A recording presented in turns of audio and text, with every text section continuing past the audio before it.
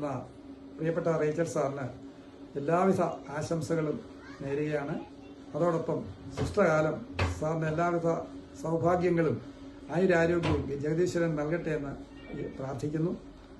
അതോടൊപ്പം ഞാൻ പഴയ കാലത്തിലേക്ക് തിരിഞ്ഞു നോക്കിയാൽ 1973 സർവീസിൽ ഞാൻ കയറിയ കാലം മുതൽ 2003 ഹെഡ്മാസ്റ്ററായിട്ട് റിട്ടയർ ചെയ്യുന്ന കാലയളവ് വരെ ഉള്ള ഞങ്ങൾ തമ്മിലുള്ള ഔദ്യോഗിക ജീവിതത്തിലെ ബന്ധം വളരെ സന്തോഷകരമായിരുന്നു. വീട്ടുകാർ തമ്മിൽ എബ്രാം സാർ, ടീച്ചറുടെ ഹസ്ബൻഡ് എബ്രാം സാറും കുഞ്ഞുങ്ങളും ഒക്കെ തമ്മിൽ ഞങ്ങളെ വീട്ടുകാർ തമ്മിൽ അന്യോന്യം നല്ലൊരു ബന്ധം പുലർത്തിയിരുന്നു. ഇപ്പോഴും അത് തുടർന്നു പോയിരുന്നു. എൻ്റെ ഭാര്യ ടീച്ചറുടെ ശിഷ്യയാണ്. അവർക്കെന്തോ 2 കാര്യം പറയാനുണ്ട്. ഞാനത് അനുവദിക്കുക. 80ാം പിറന്നാൾ ആഘോഷിക്കുന്ന റേച്ചൽ സാറിന് എൻ്റെ 1000 ജന്മദിനാശംസകൾ. ടീച്ചറിന് ദീർഘായുസ്സും ആരോഗ്യം തരാൻ വേണ്ടി ഞാൻ ജഗദീശ്വരനോട് പ്രാർത്ഥിക്കുന്നു.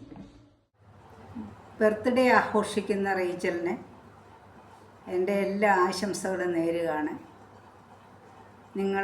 നിങ്ങളുടെ ജീവിതത്തിൽ സുഖവും സന്തോഷവും സമാധാനവും എപ്പോഴും ഉണ്ടാകട്ടെ എന്ന് രണ്ടാൾക്കും എൻ്റെ ആശംസകൾ. ഞാൻ ജോലി സാർ ആണ്, പറക്കോട് സ്കൂളിലെയാണ്. ഞാനും റേച്ചൽ സാറും ഒരുപാട് വർഷം ഒന്നിച്ച് ജോലി ചെയ്ത ടീച്ചറാണ്.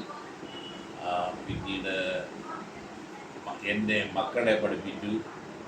അങ്ങനെ 20 വർഷത്തോളം ഞങ്ങൾ ഒന്നിച്ച് ജോലി ചെയ്തു. ഇപ്പോൾ 80 വയസ്സ് പൂർത്തിയാകുമെന്ന് അറിഞ്ഞതിൽ വളരെയേറെ സന്തോഷമുണ്ട്. ദൈവം അനുഗ്രഹിക്കട്ടെ. എല്ലാവിധ നന്മകളും റേച്ചൽ സാറിന് നേരുന്നു. പഴയ ചരിത്രങ്ങളൊന്നും തന്നെ പറയുന്നില്ല. പറഞ്ഞാൽ ഒരുപാട് കാര്യങ്ങൾ പറയാനുണ്ട്. സ്പോർട്സ് കാര്യങ്ങൾ ഒക്കെ, വടം വലിച്ച് മുറിഞ്ഞ് താഴെ വീണതും ചിരിച്ചതും ബഹളവും പഴയ ടീച്ചർമാരെല്ലാം ഈ അവസരത്തിൽ ഞാൻ ഓർക്കുകയാണ്.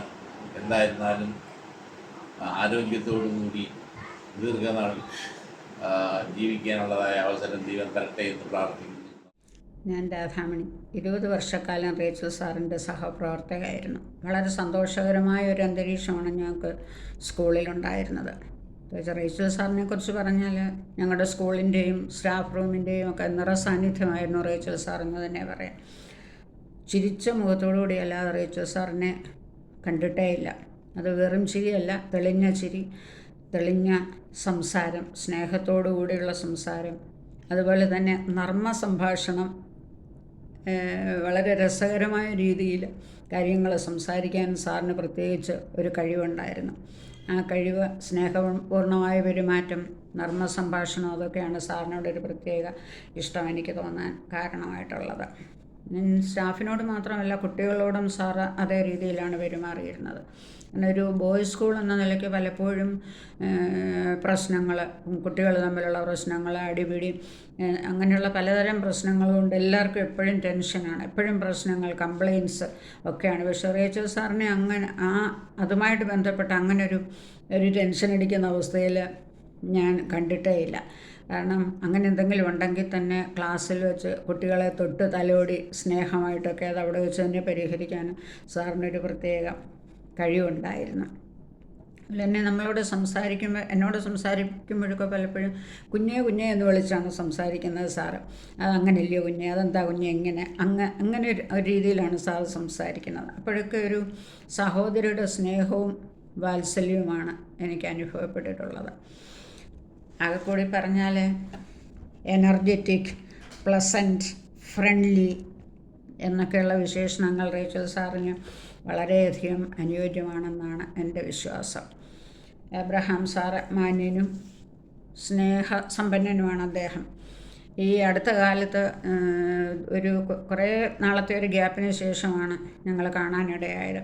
അപ്പോൾ ആ പഴയ സ്നേഹത്തിന് ഒട്ടും കുറവ് വരാത്ത രീതിയിൽ ഓടി വന്ന് കെട്ടിപ്പിടിക്കുകയും വിശേഷങ്ങളൊക്കെ അന്വേഷിക്കുകയും ഒക്കെ ചെയ്തു റേച്ചൽ സാർ.